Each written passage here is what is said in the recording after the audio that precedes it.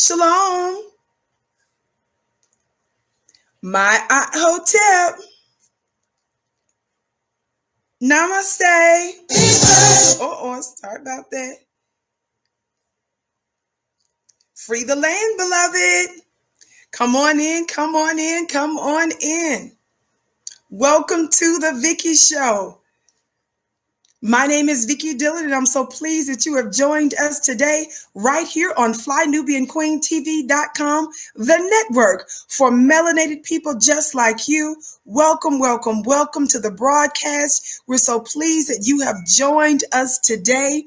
Yes, I know some of you were looking for me last week, the end of last week, but remember I told you that I was prepping for over the weekend for this amazing Women of Wealth conference, the WOW conference. It was so amazing, so much so that the portion that I did talking about spiritual wealth, I'm getting ready to prepare a 2-hour intensive for our sisters to talk about our unique powers and where our wealth is stored. You don't want to miss it. So stay tuned for the details for that. A little bit of housekeeping before we get ready to talk about this most important war briefing. Family, are y'all ready for this today? Are you all ready for this? We've got to discuss one Stacey Abrams. Y'all play too much. Our infamous LAM strikes again. And you will not believe the brand, the size of the biscuit and bone that she's being offered. Somebody talk black to me. We're getting ready to get into it. A little bit of housekeeping as you come in. Come in giving us a thumbs up, thumbs up. Be sure to like and share. If you're watching us on FlyNubianQueenTV.com, if you're watching us on any of our YouTube affiliates, we ask that you do this. That helps to draw other folk into the broadcast. And how many of you all know that because we're a Black media and Black alternative media at that, your assistance, you helping us market the show, increases our collective Black voice. And we so appreciate that. You know, we're in February, so this is Black History Month. So thank you so much. The beauty of Black history is to remember the ancestors and the elders, but also make a commitment to make Black history. And that's exactly what our goal is today. Thumbs up, like, and share, would you? If you happen to be watching us on one of our other platforms where the Vicky Show is re-aired, please like, please share, please follow and subscribe. Whatever way the algorithm and the emojis allow you to engage, please do so at this time on the count of 3. 1, 2, 3, thumbs up, like, and share. Would you? 1, 2, 3, thumbs up. Thumbs up, thumbs up, thumbs up, thumbs up. I am so excited to talk to you today. Big shout out to my Instagram family. Instagram, how y'all doing? By the way, family, you can follow me on Instagram at Vicky X Dillard. You can follow me on Instagram at Vicky X Dillard. Yes, your sister, the girl with the curly braids. Somebody talk black to me. Follow me on Instagram at Vicky X Dillard. My name is spelled Vicki. There are no 2 Ks. There are no Y's in my name. There are no E's in my name. My mother kept it simple. My name is not short for Victoria. My name is just Vicky. Vicki. My mama said I didn't look like a Victoria. Somebody talk black to me. Thank you, Miss Wilson, for your gift and your kind words on spirituality. I bless your gift 1,000-fold. All of you that are giving and supporting Black media. All right, dear family.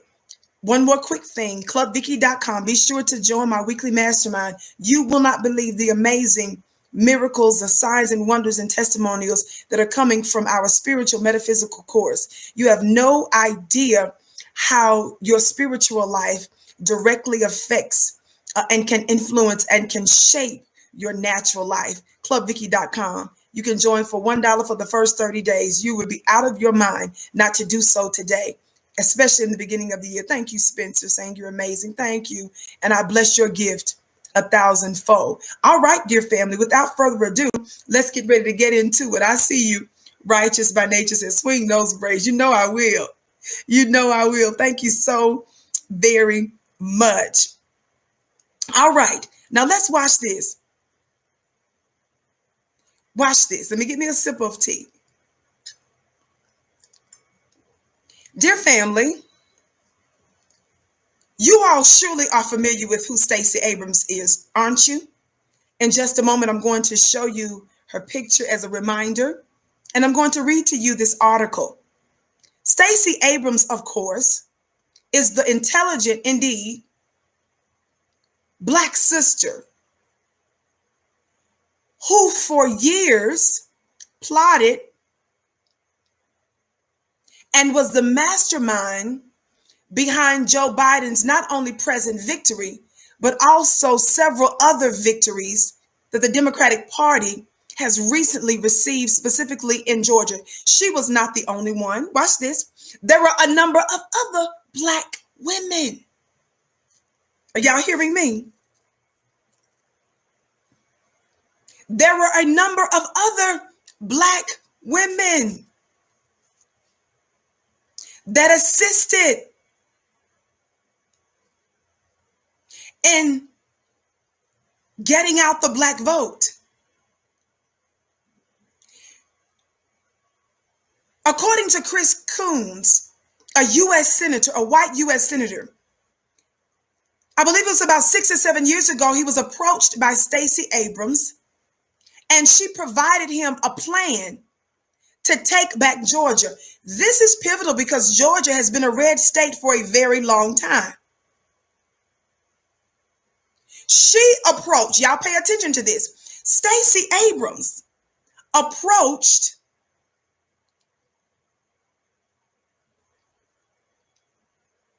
the mostly white Democratic Party, specifically Chris Coons. The help.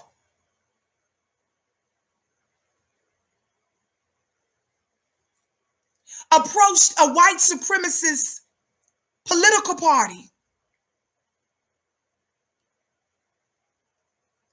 to explain how she would be able to assist it. God, today, you know I'm going to get the gavel in a minute.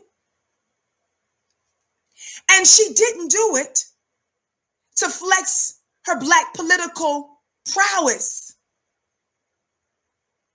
and to use the Black vote as leverage.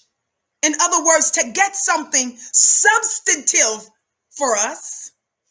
No, watch this. Watch the deepness. Watch the deepness, because you might miss it. She did it for absolutely almost nothing. What do you mean almost nothing? Because for some of you Negroes,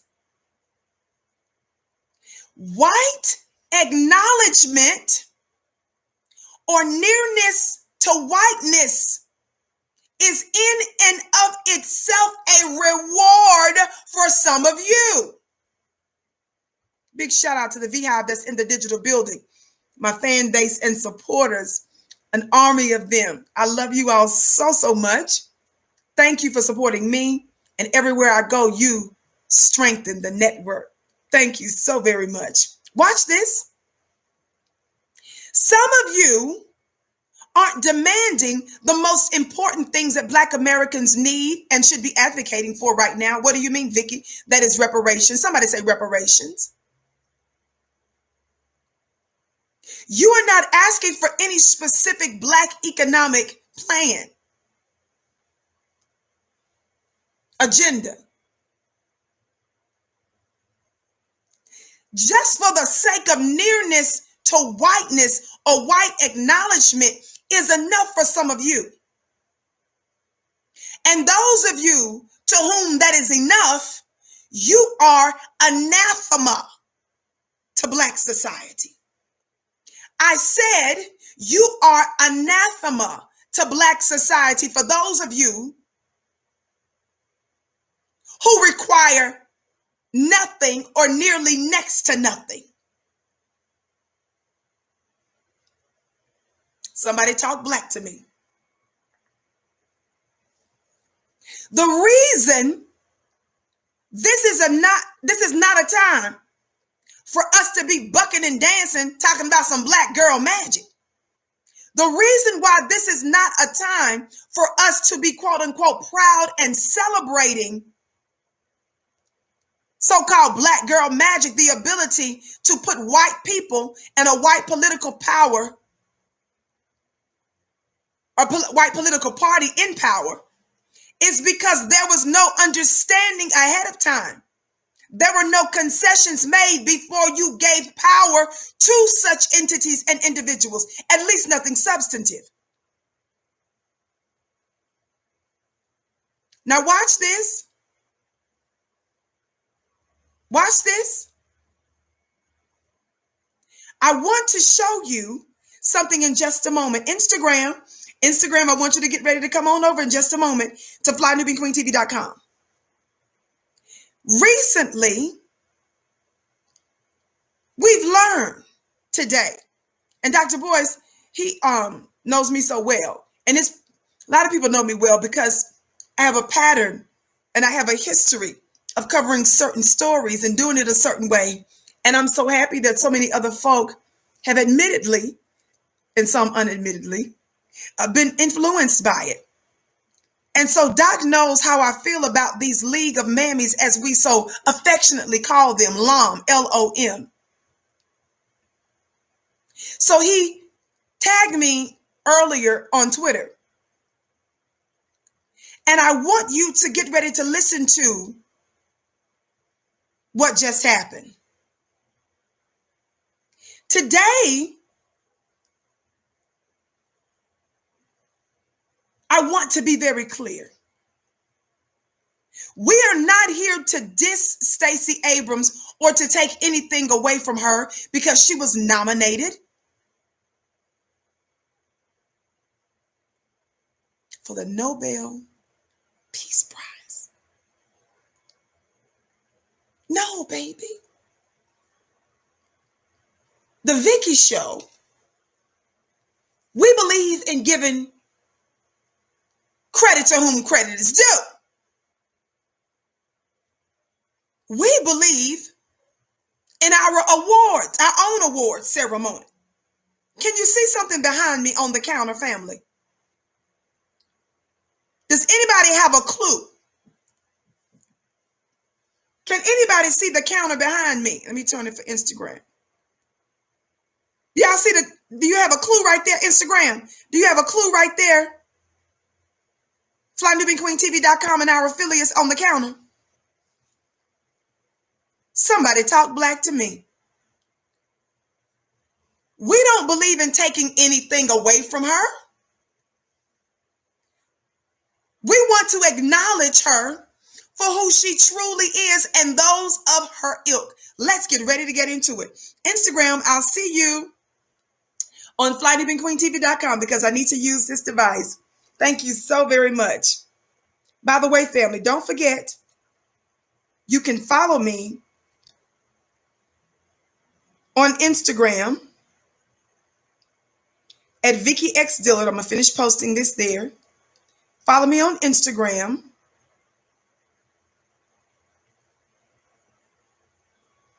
at Vicky X Dillard, would you?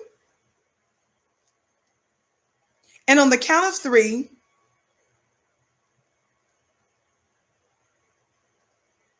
for those of you that haven't, please hit that thumbs up button, would you? Thumbs up, thumbs up. Thumbs up, thumbs up. Be sure to like and be sure to share on the count of 3. 1, 2, 3.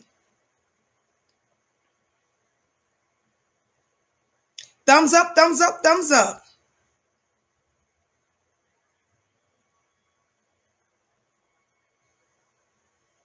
Thumbs up, thumbs up, thumbs up. Here we go.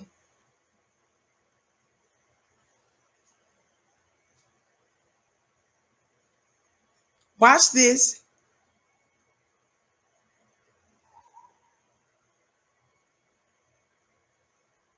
Now, let me pull up the article now. Thank you, per se, for your gift, per se luxury. I like that title. I bless your gift 1,000-fold.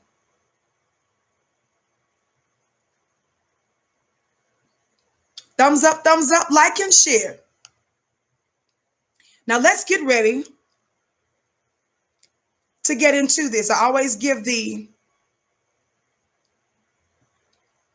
Disclaimer that the thoughts and opinions that are expressed by me are those of my own, always based on intelligence and receipts, but they may not necessarily be those of the network or our affiliates. Watch this. The first piece I'm reading to you from today is from The Hill. Are y'all ready? Look at this. It's from The Hill. Look at the headline, family.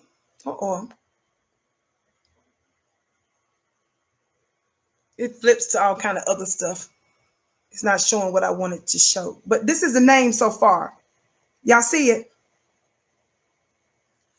This is what I posted. Thank you, Spook TV. Pull the covers off, Stacey, Vicky. You know we're going to do it, beloved. Thank you for your kind words and your gift, Spook TV. I bless your gift 1,000-fold. This is what I posted on Instagram. Do y'all see that? Do you all see that?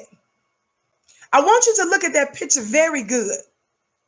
Let me get close. She is a beautiful melanated woman. You all know here, I'm not big into tearing someone physically apart, that kind of stuff. We have fun here and we make our points in terms of traits that are reflective of our open enemy. But I want you to look real good at this picture. Right here, Stacey Abrams is outside. Do you notice anything on her cheeks and foreheads that's glistening? I just gave you a big hint. When you look at this picture of Stacey Abrams outside and what very likely is probably Georgia's hot and humid environment,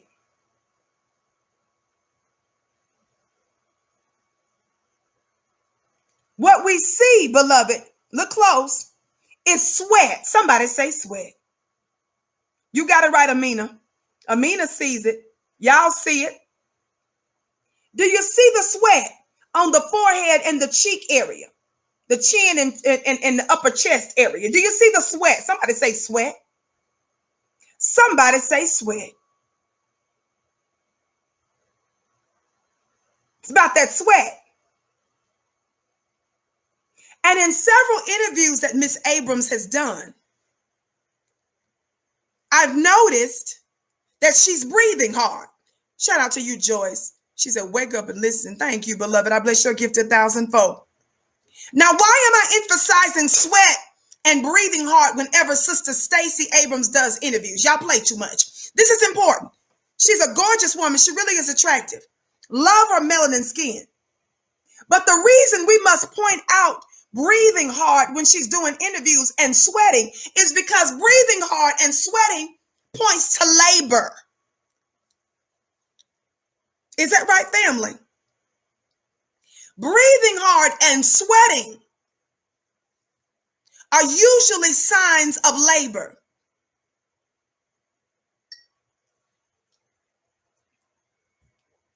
Why am I emphasizing that? Because the reason why, according to the Hill article that I just showed you, where Stacey Abrams is being nominated for the Nobel Peace Prize,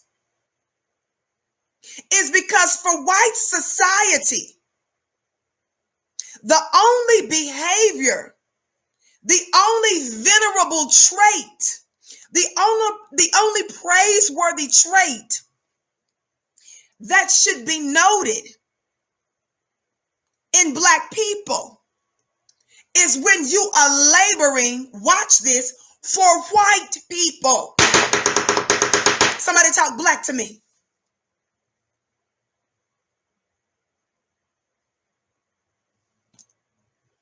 When there's wheezing, not because of asthma or some lung situation, but when there's sweat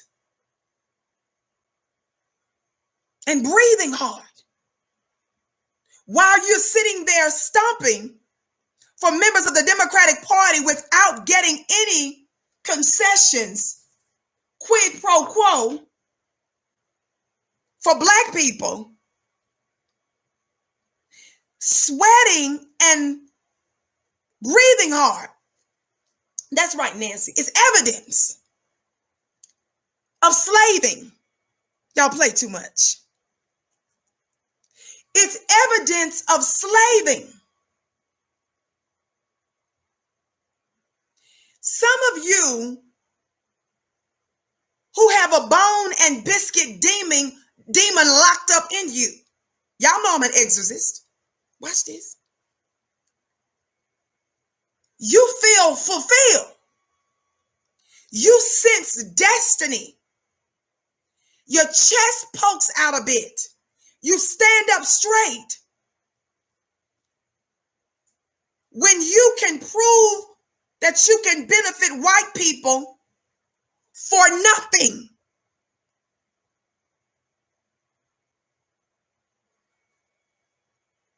I know some of you are watching me right now in the privacy of your home. Some of you are listening to me at work and don't nobody know it. Some of you are with somebody right now, you playing this off like this ain't you, but deep down inside, you know it is. You don't have to say it out loud to anybody else, but acknowledge that it's true. And when you get alone, I want you to think through this. My fan page, Vicky Diller fan page, just said, come on, sis, and cast those demons out. I'm going to do it. Thumbs up, thumbs up, thumbs up. Watch this. Listen, and y'all better listen, please, to what the Hill says. Listen to how it starts. I read a couple of articles. Yes, this is one. Listen to how it starts. Now, you all know we're in the beginning of Black History Month. And we don't have to really you all know the Vicky Show, we have Black History Live. Whose planet is this? We got to let me just get stuff in order. Whose planet is this, family? Let's keep it real. I can't speak for nobody else. We don't have, Black History Month, weeks and months and stuff. That's right, Kimberly. It's our planet. We are, on the Vicky Show, we've been taught that there's a changing, not just of the guards, but a changing of the what? The gods. And we're preparing to rule. On the Vicky Show, we teach you that our ancestors left us insight that in due course, in the book of Revelation, our open enemy, those that are members of the dominant society who are responsible for our near 500-year oppression, really it's been longer, but the most intensified portion of the time in which they ruled, the book of Revelation styles members of the dominant society as devil. And it says that the devil knows, or opposer knows, that his time is short. So he comes to earth to make havoc.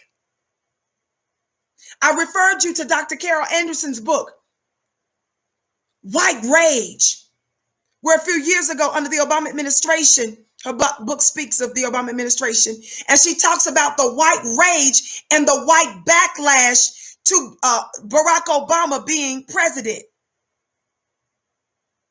We understand that not only the Honorable Elijah Muhammad told us about the nature of the individuals that we're dealing with, but we also know that the great Dr. Frances Cress Welsing, the writer of the ISIS papers, she told us as a physician, as an esteemed psychiatrist, not only based on her education, her formal education, but based on her experience and her literal clientele, that the concern for those who classify themselves as part of the dominant society in America as white, their concern, she told us, is genetic annihilation. Didn't she tell us? She didn't tell us this 2 or 3, 4 years ago when she passed, on my birthday, by the way. She foretold this many decades ago.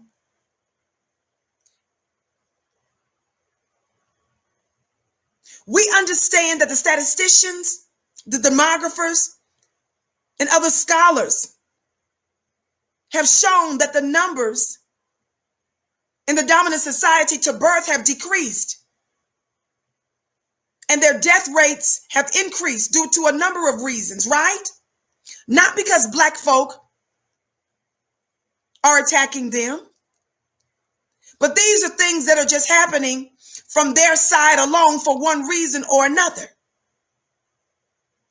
So again, it's written in the book of Revelation that they will come down to the earth and make havoc because they know that their time is short.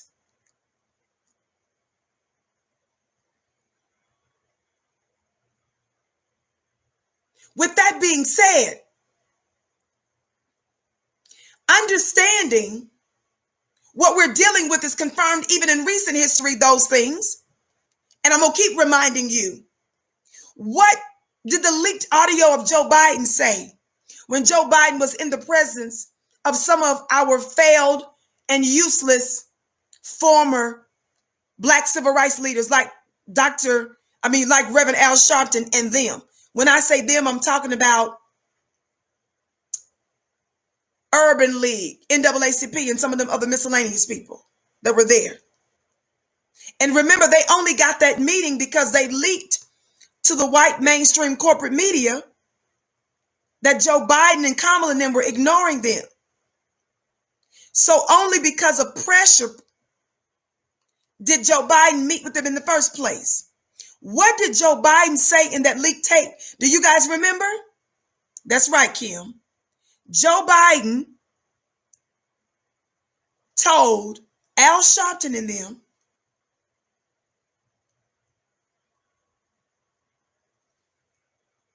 we're doomed. Joe Biden said this just before he took the oath of office this month. We're not talking about something he said 10 years, 20 years, 30 years, 40 years ago. Joe Biden said this just the other day. I see some of you coming in, family, but come on in giving us a thumbs up, like, and share. Thumbs up, like, and share on the count of 3. Let's get those thumbs up going and the share.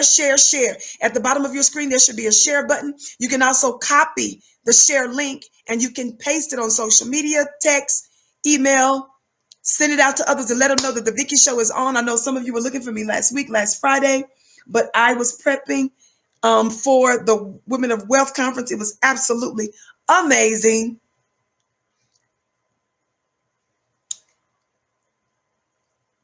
Share. Thank you so much. 1, 2, 3. Thumbs up. Share. Watch this. Joe Biden said we're doomed. He told the Black civil rights leaders who should have been meeting him to talk about a specific Black agenda.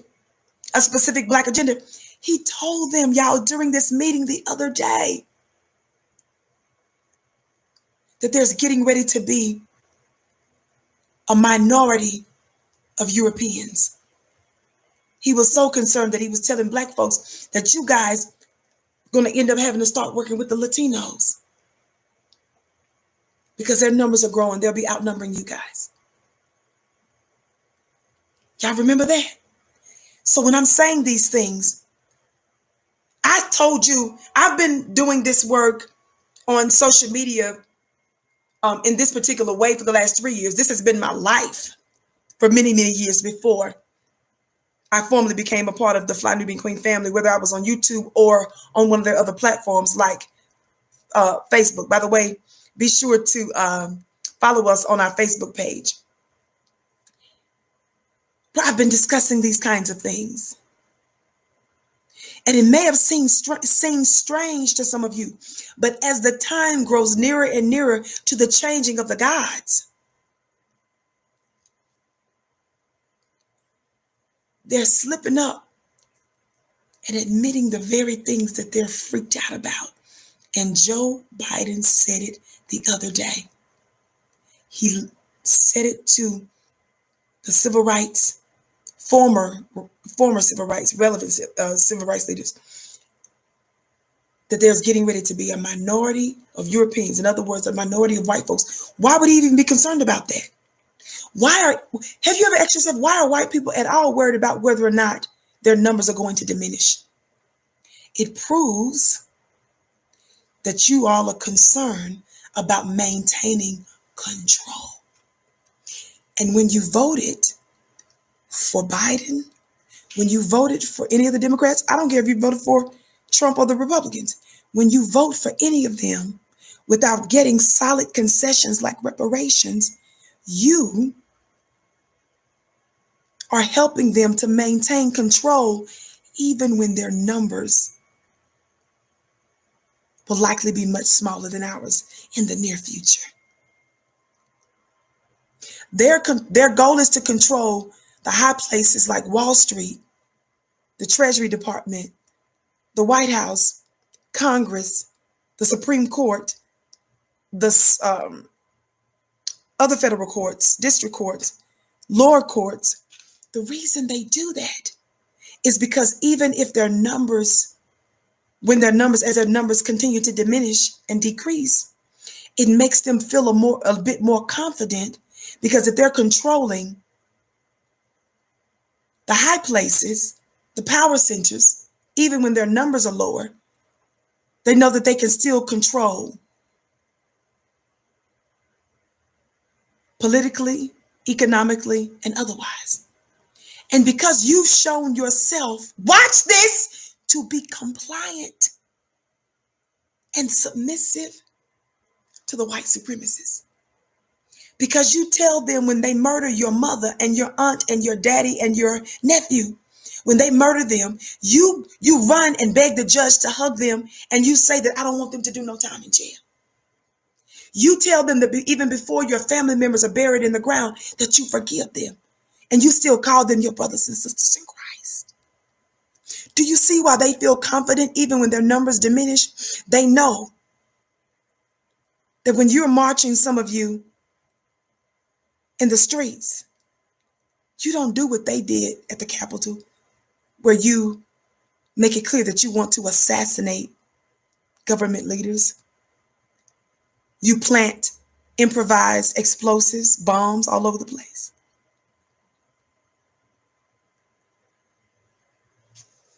They know you don't do that. So they feel safe, even when your numbers are bigger than theirs. Why am I bringing up all this? Let me listen to this article. Thumbs up, thumbs up, thumbs up. Like and share, family.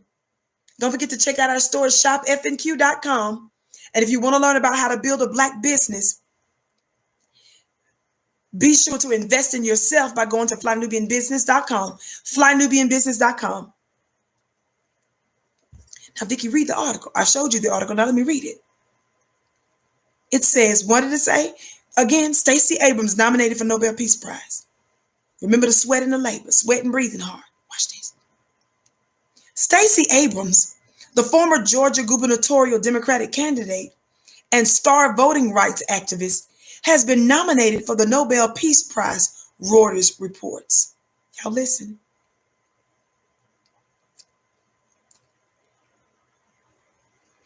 Abrams and her organization, Fair Fight Action, were integral in increasing Black voter turnout in Georgia this election cycle, a sprawling years-long effort that culminated in the long-time red state turning blue. Y'all listen. Y'all listen. Lars Heartbreaking, a Socialist Party politician in Norway's parliament, this is where the Nobel Peace Prize goes down. Y'all listen. He said Monday, today, the first day of Black History Month in the U.S., y'all listen, and the last day for someone to be nominated for the prize, that, quote, Abrams' work follows in Dr. Martin Luther King Jr.'s footsteps in the fight for equality before the law and for civil rights.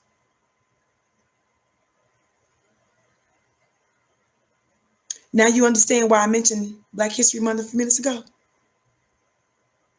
Listen to what these white Norwegians are saying about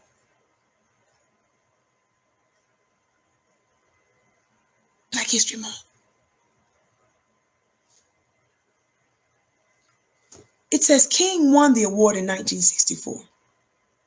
Heartbreaking added, Abrams' efforts to complete King's work.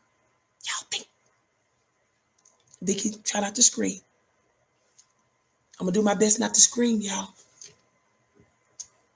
Abrams' efforts to complete King's work are crucial if the United States of America shall succeed in its effort to create fraternity between all its peoples in a peaceful and just society.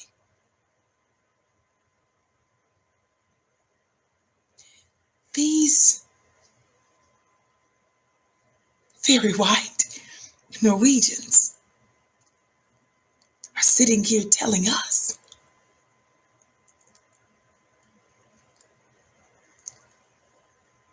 they're telling us that the reason she's nominated for the Nobel Peace Prize, they're saying she's moving in the steps of Dr. Martin Luther King. They said she's completing his work. These are white people way over there trying to tell us who our heroes are.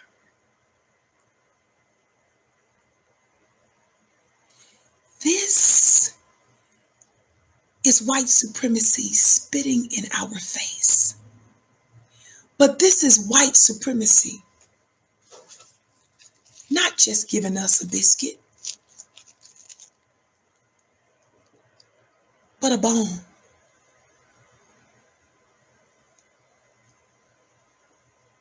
A bone. Watch this. Not just a bone. What does that say? All natural dog bone. This is a big bone.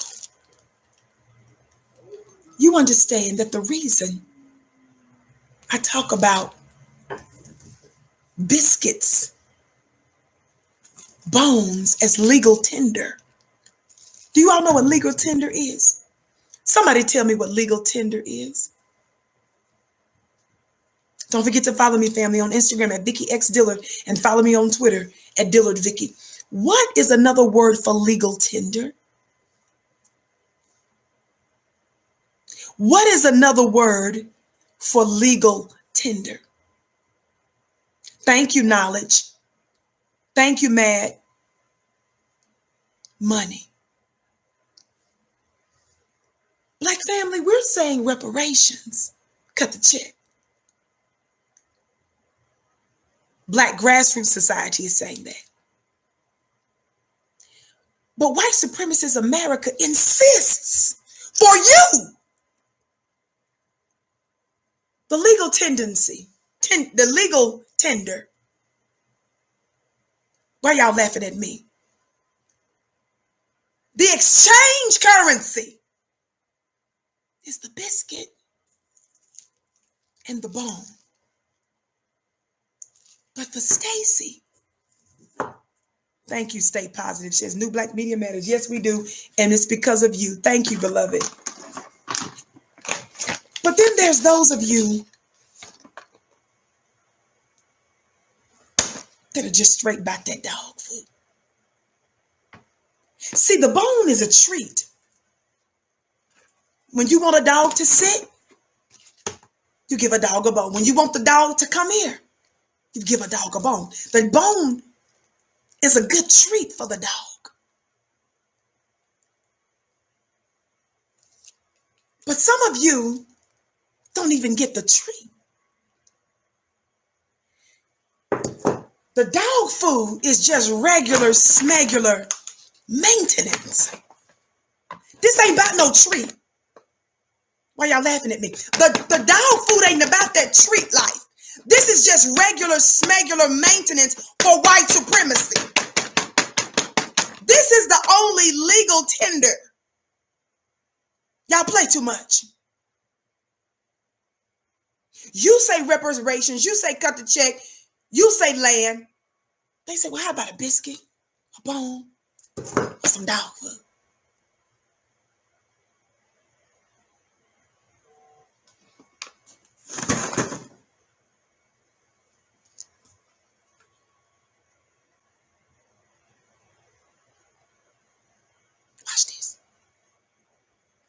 The nerve of these people to spit in our face and tell us who's worthy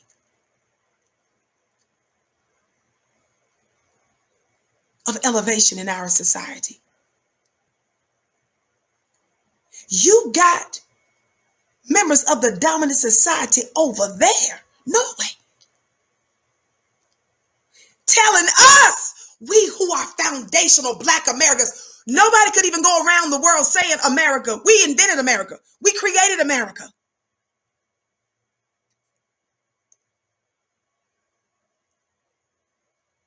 They are telling us, we who are the descendants of American slaves, we who are native Black Americans, we who are foundational Black Americans, we who are the true founders of this country, the true builders of this country. They tell us she's following in Dr. King's footsteps. But what you must understand, family, and I'm getting ready to emphasize something. Thumbs up, like and share, family. Thumbs up, like and share. Thumbs up, thumbs up, thumbs up. Watch this. Watch this. Watch this. This one from, where's my AJ article? I thought I had that queued. Watch this.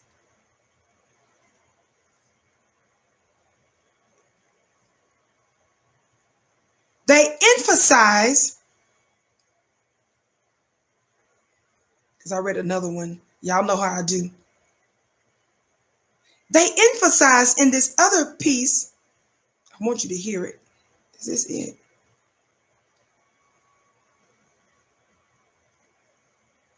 Here we go. Watch this.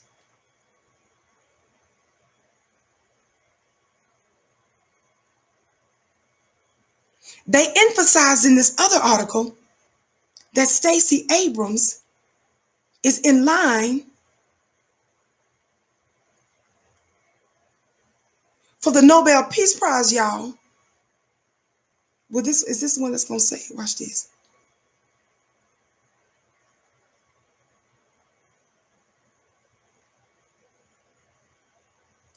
Because of her voting push, non-violent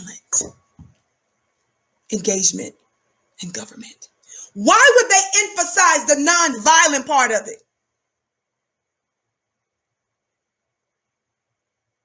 This is when they reward Black folk, is when we make the commitment to nonviolence.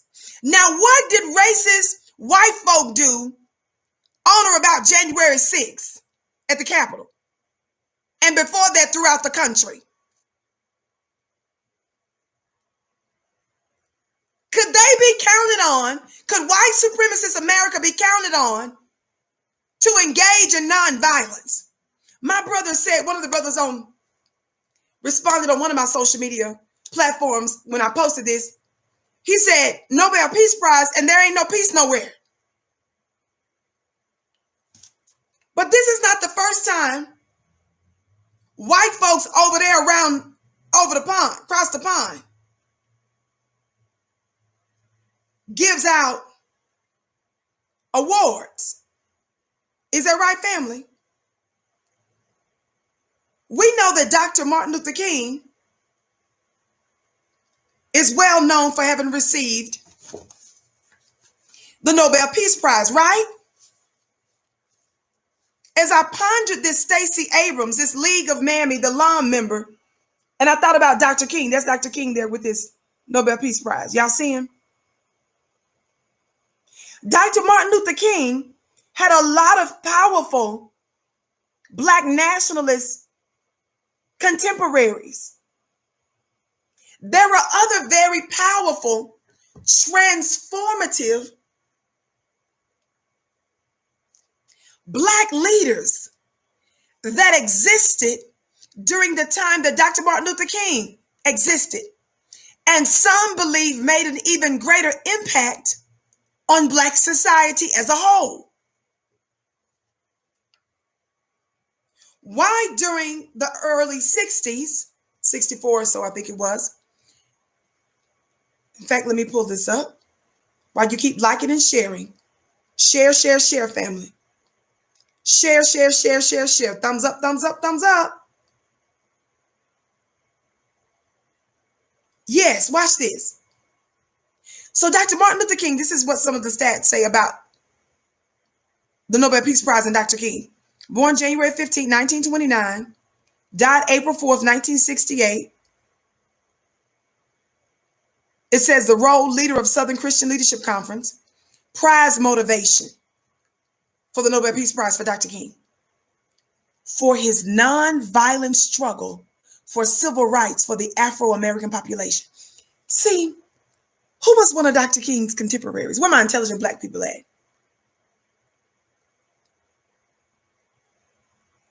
Who are some of Dr. King's contemporaries? Wasn't it the Honorable Elijah Muhammad, a contemporary of Dr. King?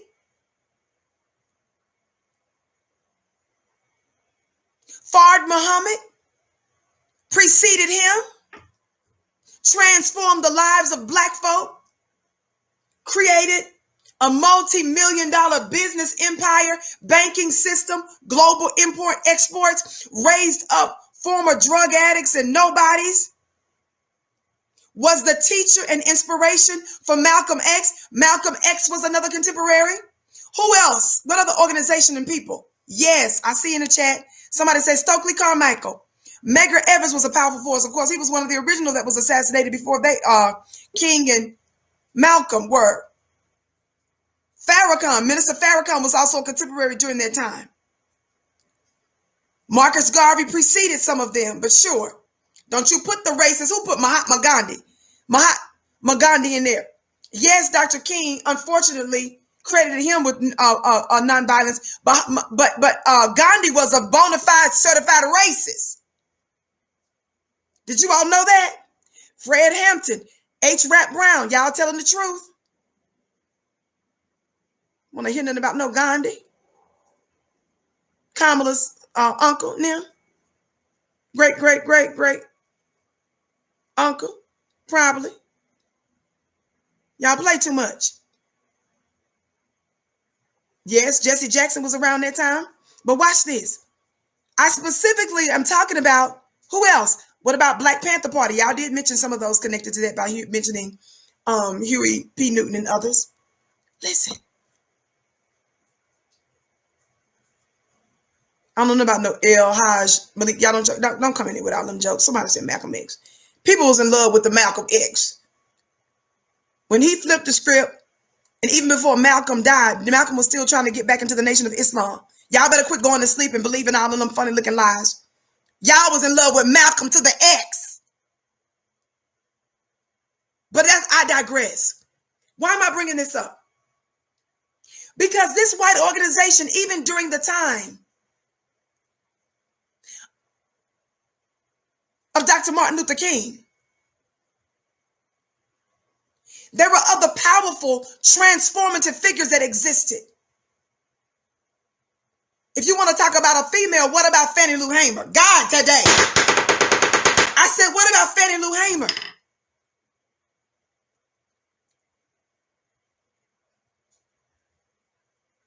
Listen.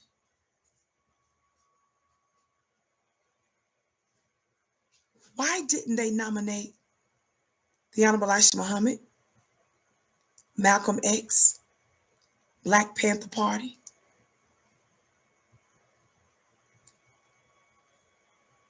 Because white supremacist America believes in rewarding people, Black people, that don't demand justice and that do not believe in defending themselves. When you succumb to white supremacy and you avow and espouse non-violent tactics, even when they murder you, set your houses on fire, lynch you, kill you, violate the law, break the law, and you promise that you won't fight back, you promise you won't demand justice, you get a reward. Have any of you all thought about that? Dr. King became more famous after he was dead than actually during the time he was alive. Have you ever thought about, what about some of these other more transformative figures during the time? Why wouldn't they be worthy of it? The sentiment is still the same today. They want you to sit. They want to incentivize your passivity and your commitment to the status quo in white supremacist America and the world.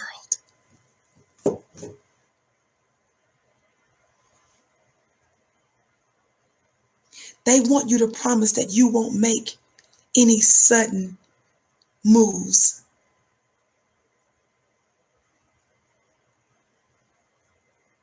Are you all hearing me? Thank you, Derek, for your gift. I bless your gift 1,000-fold. Thumbs up, family. What was the motivation for Dr. King? It says for his non-violent struggle for civil rights for the Afro-American population. Let me tell you something. When we say peace, do not think for one moment that peace is a thing to be gained by getting your head getting beat upside the head. You know I don't advocate reckless law breaking, right? Let's be clear.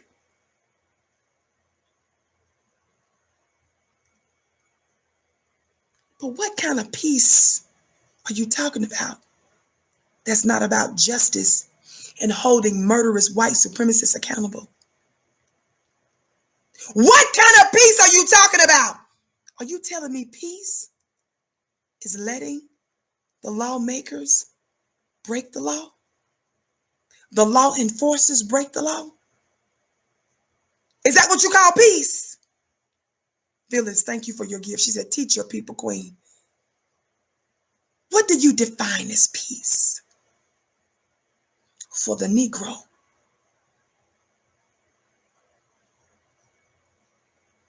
For the Black man and woman?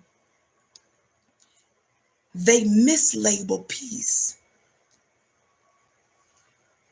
as not defending yourself against the madness of your 500-year-old killers.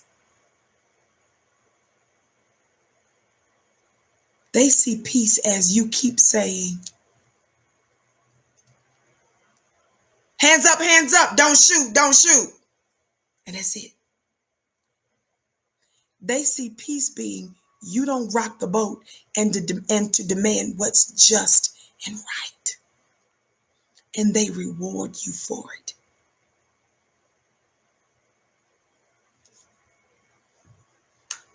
Watch this. Watch this. Keep hitting that thumbs up button, family. Keep hitting that thumbs up button. Keep liking and sharing, would you? I've discussed this on a number of occasions, meritorious manumission. I'll get there in a minute. But before I go there, thank you, David. I bless your gift 1,000-fold. Listen to the way the AJC newspaper covers this Stacey Abrams story. Watch this.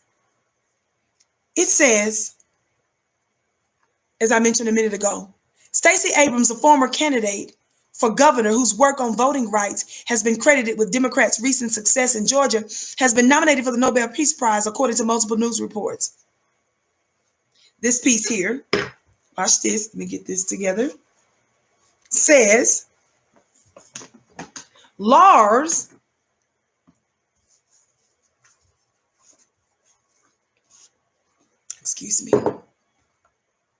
Laurel's the man I just mentioned a few minutes ago, of Norway's parliament said Monday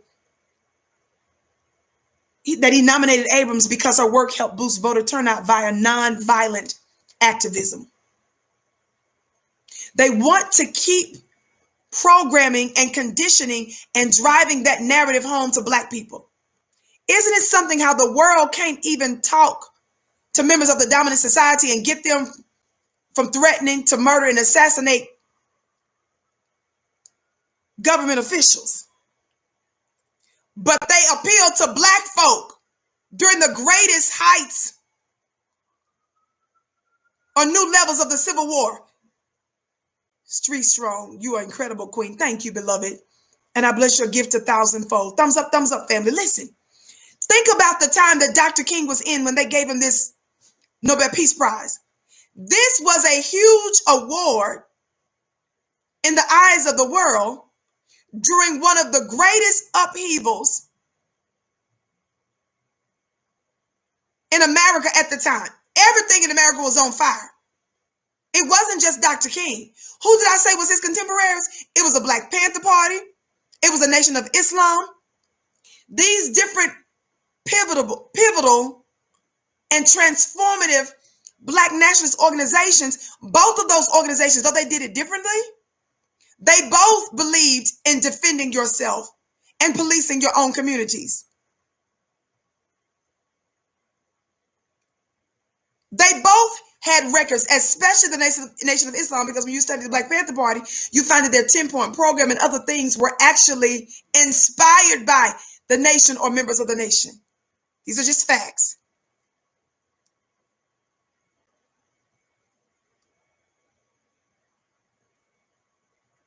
But they rewarded Dr. King during the time where everything in America was on fire. And the time is the same today. The world is concerned that America is on fire again. And these superficial awards that only give attention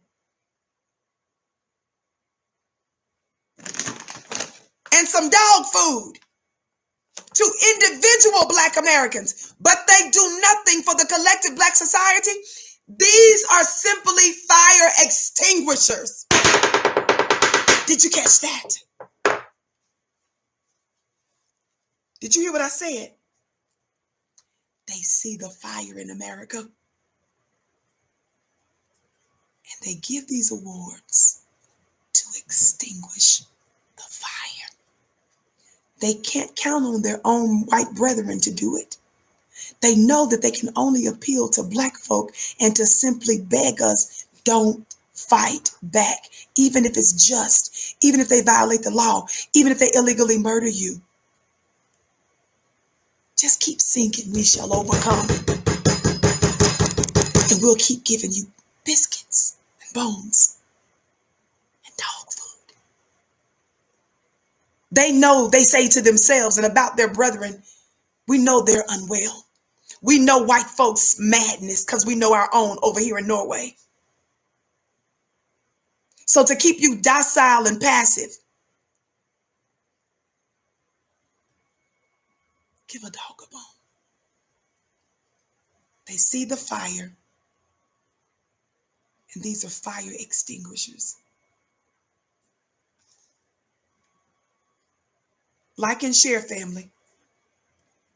Back to this AJC article.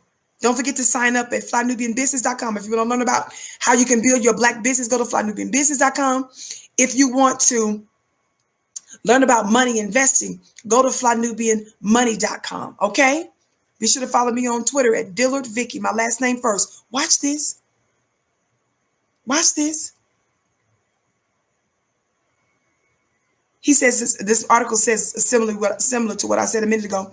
Abrams' work follows in Dr. Martin Luther King Jr.'s footsteps in the fight for equality before the law and for civil rights. White people sure got a hell of a nerve, don't they? This piece also says King, a fellow Atlantan, won the Nobel Peace Prize in 1964. Another Georgian, former President Jimmy Carter, earned the honor in 2002.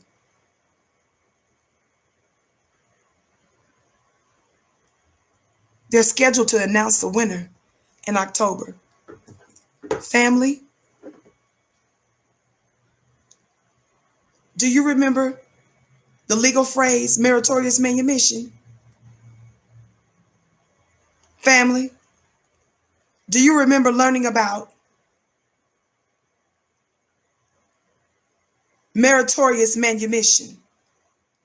I've discussed it here more times than I can say. Watch this. Remember this as you keep giving us a thumbs up, liking, and sharing. Of course, I've read from other places and spaces before, but this is from Assemblyman Charles Barron.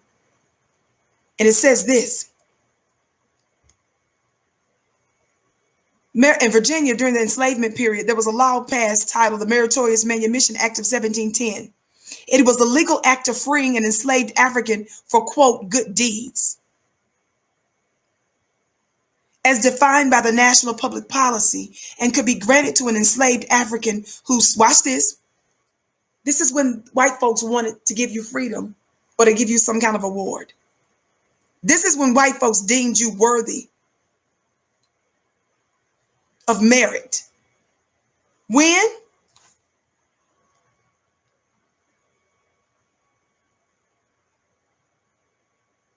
Number one, when an enslaved African saved the life of a white racist colonial enslaver. So when you save the life of a white slave master or his property. So if you save the life of your white slave master, think about that. The one that's got you in bondage, raped you, sodomized you, destroyed you, stole you, kidnapped you, set you on fire, messed with your children, destroyed them, murdered your auntie. Some of our people actually saved their lives or their property. Right? Is that right, family? If they invented something from which a white racist colonial enslaver could make a profit, do you see how the work of Stacey Abrams benefits white supremacy? And the third, if they snitched on one of us. So if some black folks were planning a rebellion, the Negro that told on that rebellion was rewarded. The principle is still happening today. I want you guys to know that this is not just something that we're making up that doesn't have any precedent when we're talking about their rewards for complying with white supremacists. We're telling you that this is American history, and it was actually law in some places in this country.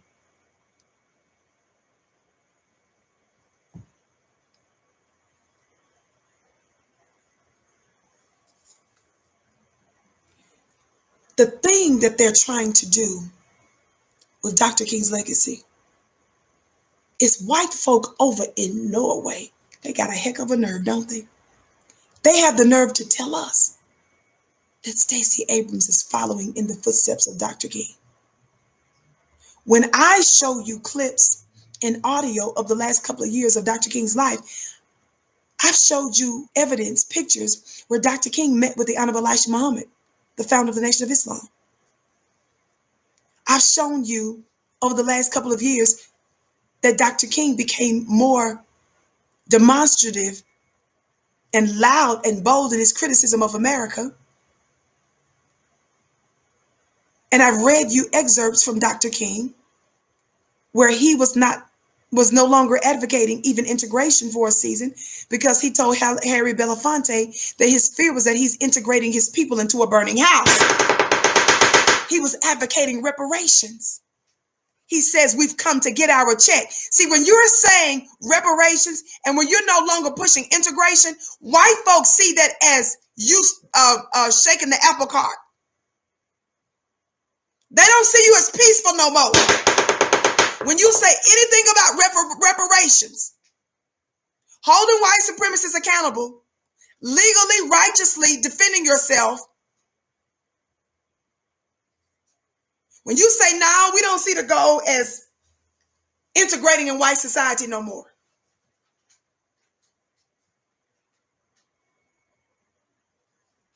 White folks see that not as peaceful, but as actually disturbing the peace. God, today, pay attention to that. So they intentionally ignored this very clear history of Dr. King. And by selectively highlighting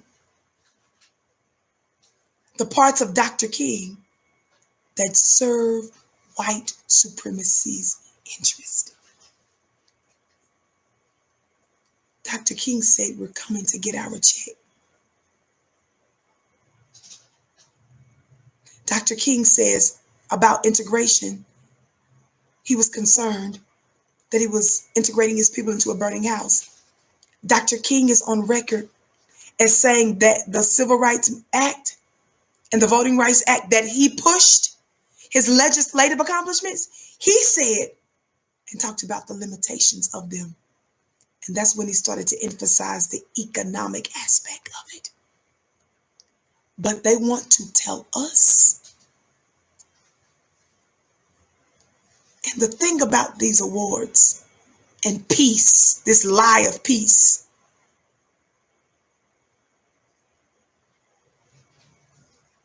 they love Dr. King so well. The one for a time that publicly pushed nonviolence in the face of violence. America assassinated him. So while y'all telling us to push nonviolence, don't be like that Honorable Elijah Muhammad over there. Now they don't have weapons and stuff. Now they don't worry about white people. They build themselves. They build their own businesses. They teach their own children. They do international trade. They do all that. But you better not touch nobody in the nation. They believe in defending themselves and their people. The Black Panthers own their guns legally. They had ambulance services. They fed hungry children in the morning. They told you about your legal rights before you knew who a Miranda was. Somebody talk black to me.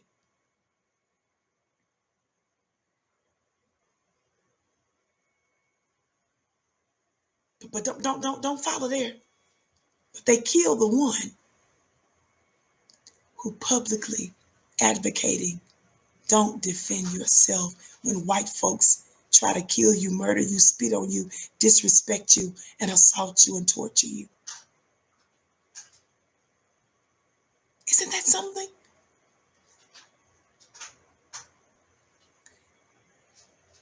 So what about Stacey Abrams? Stacey Abrams, Kemp stole the gubernatorial election from her.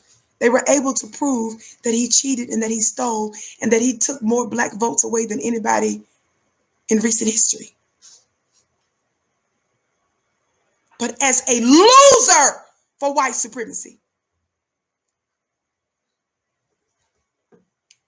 she being and looking like a close resemblance to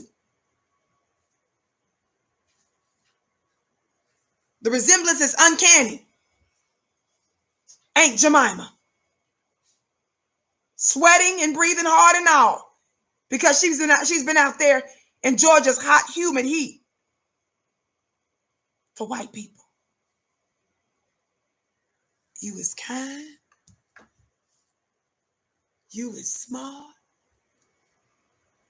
What do y'all know about me and the help? When Abilene was sitting there telling the little chubby white girl, you is kind, you is smart. Y'all know where I'm going with this. When Abilene, the main star of the movie The Help, the domestic, the black lady who lost a son to white supremacy, who raised untold numbers of white folk. In private, watch this. This is the most disgusting part of Abilene. She was in private telling that little chubby girl, you is kind. You is small. You is important. What do you mean, Vicky? She was telling that little girl, that little baby, white girl. You is kind, you is smart, you is important in private. When you are at war, you can fake the funk in front of the enemy. When that little white girl's mom and daddy was around, yes, you're supposed to play it off like, you is kind, say it with me. You is kind, you is smart. What do we learn? Yes, you say that when mom and daddy is within earshot. But what are you doing in the baby room? Talking about in private. You is smart. You is kind. You is smart. I'm not going to stop telling y'all this story.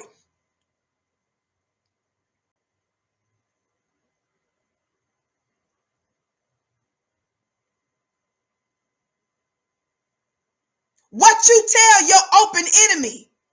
Well, she should have been telling that little girl that's going to get ready to grow up to torture other black folk in private. You ain't got no business telling them the ABCs and 1, 2, 3s.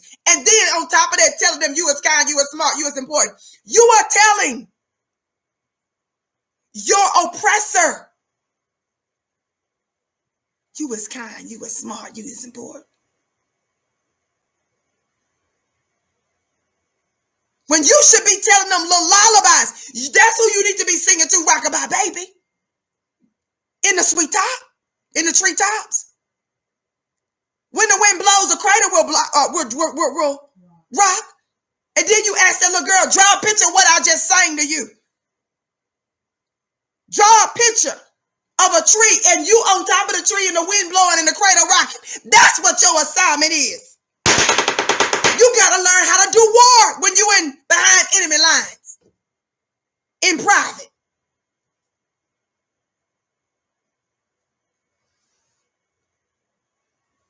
The only thing you need to be telling her is once upon a time. I taught you how to spell cat. C-A-T.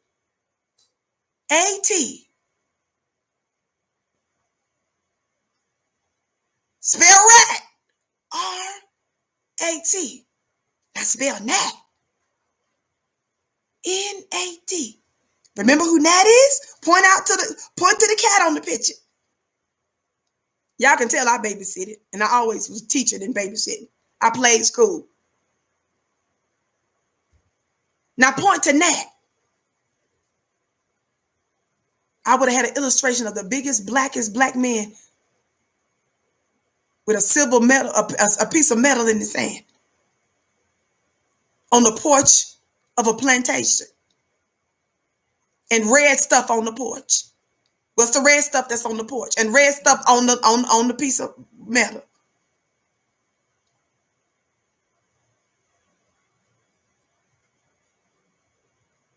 The only stories that Al Bleed in that movie should have been telling that little girl in private. I'm gonna keep telling y'all this story whether you like it or not. Once upon a time, we learned about no Snow White today. We know enough about Snow White. Shut up. We learned about her. We already learned about Snow White. Once upon a time. Come on, y'all. Tell this story to your children. To their children. And tell your children about this. There was a man named Nat. Rhymes with cat and rat, remember? And hat.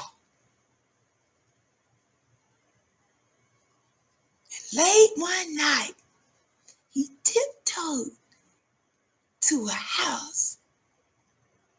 And they looked just like mommy and daddy.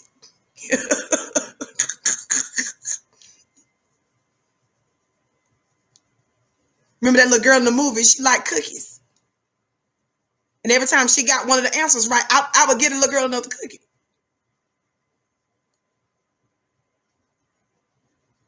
And when it was dark and mommy and daddy were fast asleep, Nat, like cat,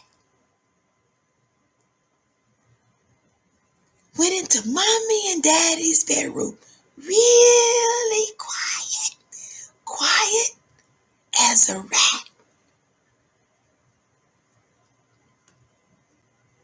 And the next day, the little boy was adopted.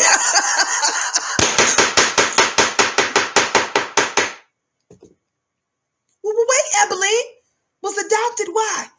Something happened. When he woke up the next day, mommy and daddy, so it's adopted. Keep telling y'all this story. Y'all play too much. Thumbs up, thumbs up, thumbs up. Thumbs up, thumbs up, thumbs up, family. I need to tell y'all this principle because y'all acting like y'all don't know what's what. Y'all know I'm talking about American history. Watch the movie, the newer movie, not the old one from the early 20th century, Birth of a Nation. The Birth of a Nation that was written by Nate Turner. Black Mama, I bless your gift. Gather around, little Becky, inside. It's story time.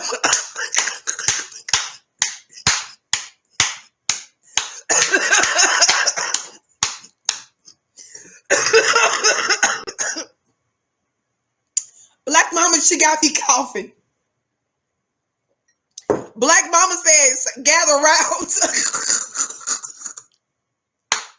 Somebody talk black to me. Yes, Nate Parker, the movie about Nate Parker. Watch this. What I want you to understand, family, don't forget, sign up at flynubianbusiness.com to learn how to start a black business. Invest in yourself. Do it now, family. We give you actionable knowledge here on the network. Listen. I want you to know that controversies, family, are often generated. They're created. But so are these kinds of fake credentialing. Shout out to you, GB, for your $50 gift. I bless your gift 1,000-fold. Excuse me, dear family. Latanya, I bless your gift 1,000-fold. Thank you so much. Watch this.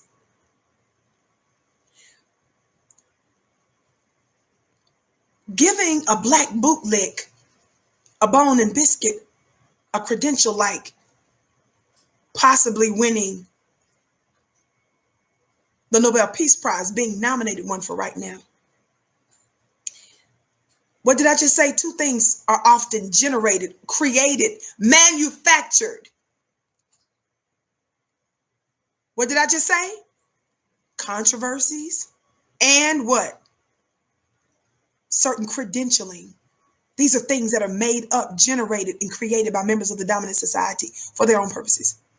What do I mean controversies? You all know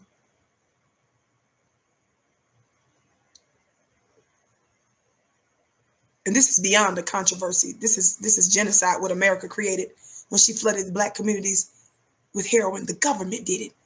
When she flooded the black communities with crack cocaine. Think about that. The black community, after withstanding chattel slavery, convict leasing, black codes, Jim Crow, and so many other forms of torture and discrimination. Keep telling the truth, Queen. Thank you, Lisa. After surviving that and still dealing with modern day discrimination, racism, and torture, think about this.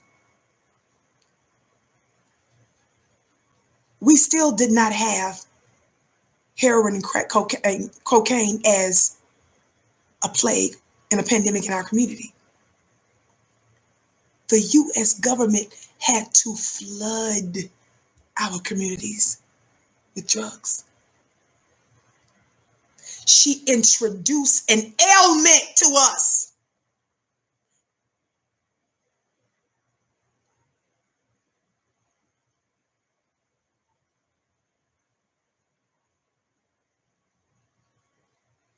She generated that.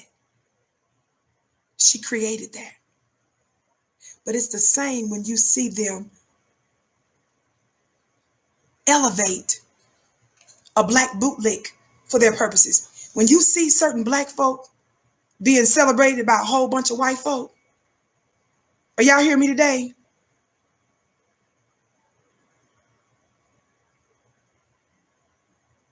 When you see a whole bunch of white folk give accolades, covers, sponsorship, and coverage. No disrespect to this beautiful young lady, Amanda Gorman. Amanda Gorman, she looks like a beautiful, beautiful young sister. That's the black girl, the black young lady who they're likening to Maya Angelou. She's the one that did the poem for Joe Biden. Family, it's hard for us to pay attention and to truly acknowledge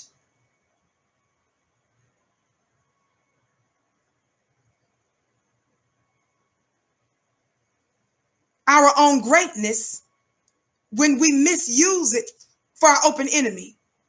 Do you feel me? The same thing that Stacey Abrams did. That young black, beautiful poet, she's a beautiful young lady. They said her book ain't even, I think she's got a couple of books coming out. They said the books are either already sold out or close there too. She's got all kinds of covers coming, all kinds of this, that, and the third, because in that poem, she acted like Joe Biden was some kind of liberator. Y'all play too much. So after that, now she's on all the daytime shows. She's on the night shows. She's on the news. She's on the cover this, the cover that. They're rewarding her with book sales and all this kind of stuff. Are you hearing me? They generated that. They want you distracted and they want your attention over there because they want you to confuse the nothingness of it all as your actual promised land. Remember, I told you that when you demand substance, when you say I want reparations, when you say I want land, when you say I want punishment for white supremacists, when you say you want something similar to a Marshall Plan for us, when you go to talking like that,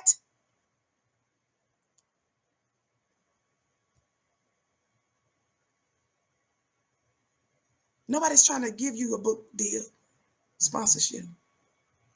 They're not trying to get you on television. It's the Negroes that are apologists for white supremacists.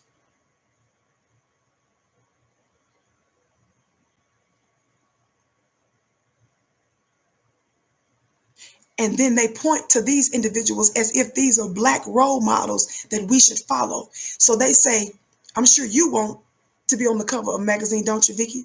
Vicky, I'm sure you want to be on a night show, don't you? I'm sure you want to be on a day show, don't you? I'm sure you want to have a book deal that's sold out before the books are even out, don't you, Vicky? The devil is a lie. Watch this. Not like that. Somebody say nothing like that. You can't buy all of us, baby. To push a false narrative. So in the same way America generates controversies, she creates them. She also creates fake credentialing, and she tries to pick our heroes and those that we should model.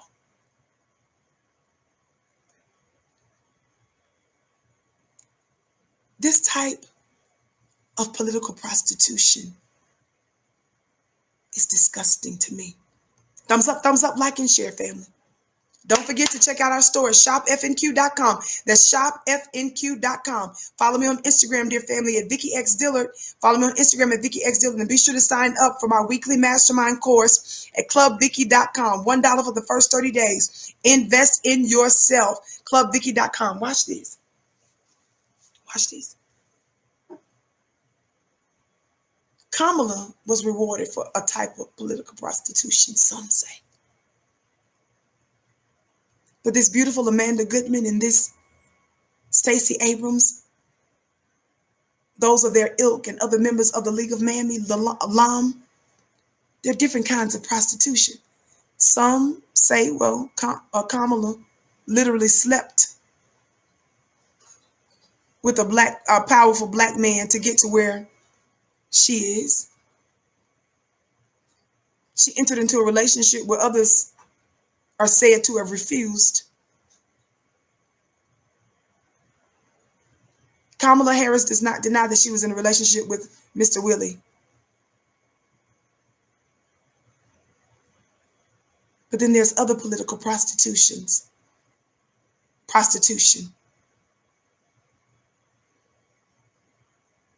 Being a workhorse.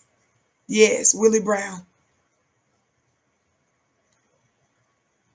You prostituting yourself, giving up your energy, your time, your vote, your energy. You're giving power to white people. When you vote for nothing, you are giving power to someone. You're giving people power over you. That's the reason why the exchange is necessary. Some of you ain't gonna like this. You know I don't believe in disrespecting the dead. And that's not what I'm doing. I'm focusing on the principle of John Lewis. Not a whole lot of folks in the black community was running around talking about John Lewis as a hero. John Lewis was one of how many black people that got beat down in Selma? Tell the truth. How many black people got beat up for real, way worse than John Lewis on that bridge? Tell the truth, shame the devil. What's your point, Vicky? I'm trying to say that John Lewis was one of several faces, one of many faces during the civil rights movement. But he was a handful. He makes up only a handful of black folk who were the face of the civil rights movement, who turned around and went inside the very system that oppressed their people and started to settle and refuse to demand stuff for like reparations. Before John Lewis got out of here, John Lewis was sitting there advocating for LGBTQ and all kind of other immigration stuff. He was confusing and conflicting and amalgamating and mixing stuff. He wasn't no for real black revolutionary. He was never talking about stuff he did 10 years ago. Hell, he wasn't even talking about stuff he did 20 years ago, 30 years ago. He had no evidence of effectiveness for black people. Every story he gave had to do with what? Getting beat up in Selma. What sets John Lewis apart from the others is that he publicly went into the very beast and system of the American government. And they gave him an office. They gave him a name. They gave him financial security, medical security. They gave him some speaking engagements. And he never demanded a strong black agenda since.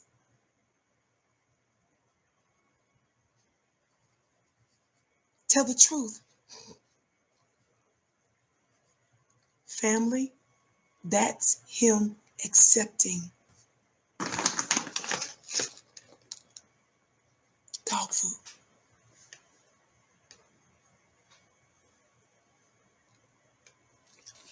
It was a good look for white supremacist America every time they got a black man who America beat up along with many others. And that man became the face of the government by acting like that was a long time ago and America's sins are now absolved and she's received black absolution. When you stop pushing for a black agenda, reparations, punishment for the white supremacists, when you are not out there, we know that you have different constituencies, but when we see that your emphasis is on other people first and not black first, you've accepted the bone, the biscuit, and the dog food, baby.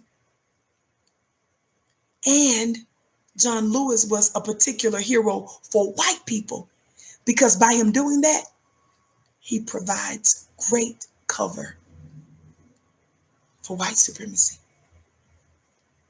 Again, you all know I don't disrespect the dead.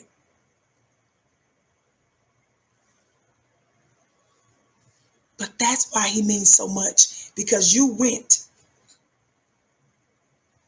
from publicly pushing against the system, even though he did it in a nonviolent way. But he was still publicly resisting in his own way against white supremacy. It wasn't as effective, but it was still clear that he was opposed to America's racism, to going inside the system and relaxing. You're no different than the rest of these. And what I want you to understand, dear family, is we spend too much time trying to coddle, console, refurbish, repair, and level up white supremacist America, when all of those energies, all of our brilliance should be focused on us. Even if you're going to be inside the system of white supremacy, which we understand that, of course, we have connections to it because we're not yet dominating all areas of people activity. But Stacey Abrams, that's good that she had the plan.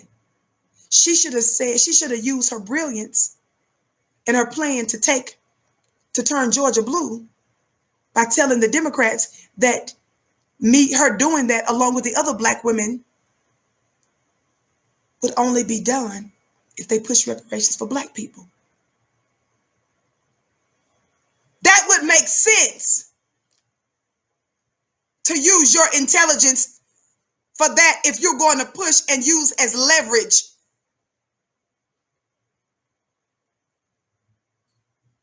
reparations. But when you give it up for free, you're the worst kind of political prostitute, I'm afraid. This is a spit in the face, family.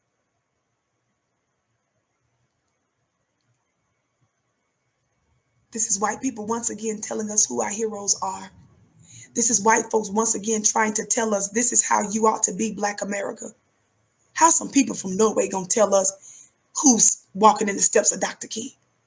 You don't go sit your funny looking, smelling looking, funny smelling. You don't go sit your funny looking self down somewhere.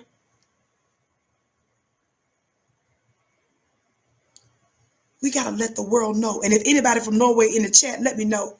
Perhaps in one of the replays or later on. You better understand, you ain't running nothing over here.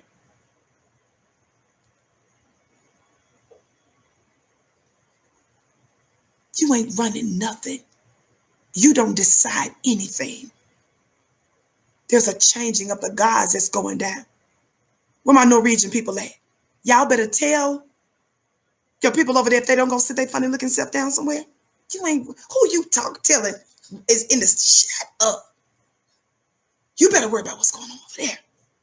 You ain't running nothing here. Let me get ready to go. Y'all meet me here tomorrow. Same time, same place. I'm back. I missed you all too last week. I love you so much. Follow me on Instagram at Vicki X Dillard. That's Vicki X Dillard. Thumbs up, thumbs up, thumbs up. Like, share, share, share. Copy the share button and paste it all on social media and let them know that the Vicki Show is on. Follow me on Instagram because I got a lot going on, and be sure to check out my story so that you can see what's happening. Another big shout out to all of our amazing supporters of Fly Nubian Queen. Every one of you that gave, thank you. If you couldn't give, that's fine. Those of you that commented, thank you. Those of you that shared, thank you. Those of you that thumbs up, thank you. If you thumbs down, thank you. Those of you that said talk black to me, thank you. Shout out to our Beehive that's in the digital building. You're so amazing. Your gifts are blessed 1,000-fold. I love you. I respect you. I honor you. I bow to you because you're such a special people. I can't wait to see you tomorrow. Same time, same place, 6:30 p.m. Eastern time, approximately, right here on FlyNubianQueenTV.com. Don't you miss it.